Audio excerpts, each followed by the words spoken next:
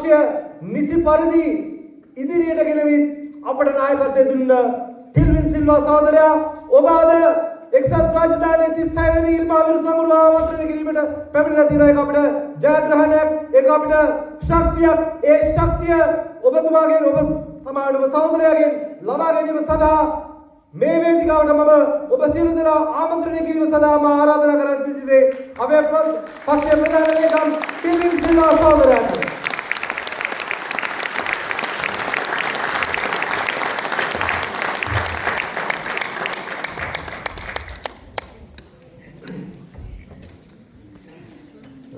इस 6 වෙනි ඉල් මහවිදු සමරුව අපි මේ පවත්වන වෙලාවේ මේ වේදිකාවේ ඉන්න එක්සත් රාජධානියේ ජනතා විමුක්ති පෙරමුණේ සංවිධායක ලෙස කටයුතු කරන අපේ දර්ශනික සහෝදරයන්ගෙන් ඒ වගේම මේ වේදිකාවේ ඉන්න අපේ කවුරු ගමනායක සහෝදරිය ඇතුළු සියලුම සහෝදරයන්ගෙන් මේ අවස්ථාවට රැස්වලා ඉන්න සිංහල දෙමළ මුස්ලිම් සියලුම ආදරණීය සහෝදරයන්ගෙන් සහෝදරුන්ගෙන් අවසරයි.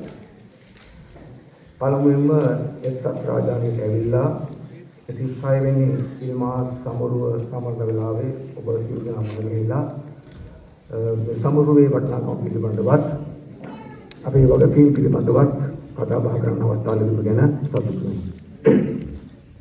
ආදරණීය සහෝදර සහෝදරියනි, ඔබ අපේ කවුරුත් දන්නවා අපි මේ එකතු වෙලා ඉන්නේ අතිශය අපේ ජීවිතයේ අතිශය බලපෑමක් කරපු අපේ පක්ෂයට නායකත්වයේ දීපු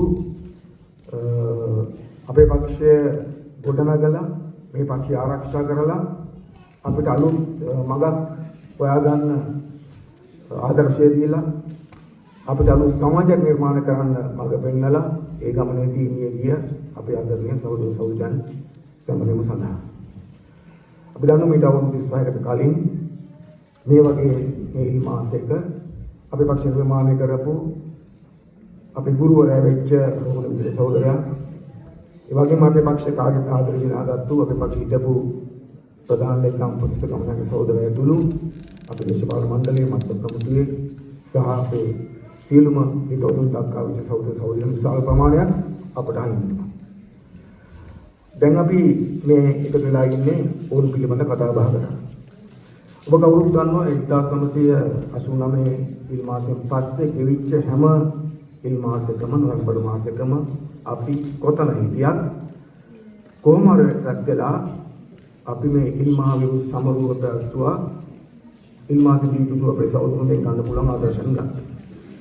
දැන් අපි අද මේ 36 වෙනි ඉල් මහ විරු සමරුව දෙනකොට ඇවිල්ලා තියෙන්නේ වෙනස් තත්ත්වයක් යටින්.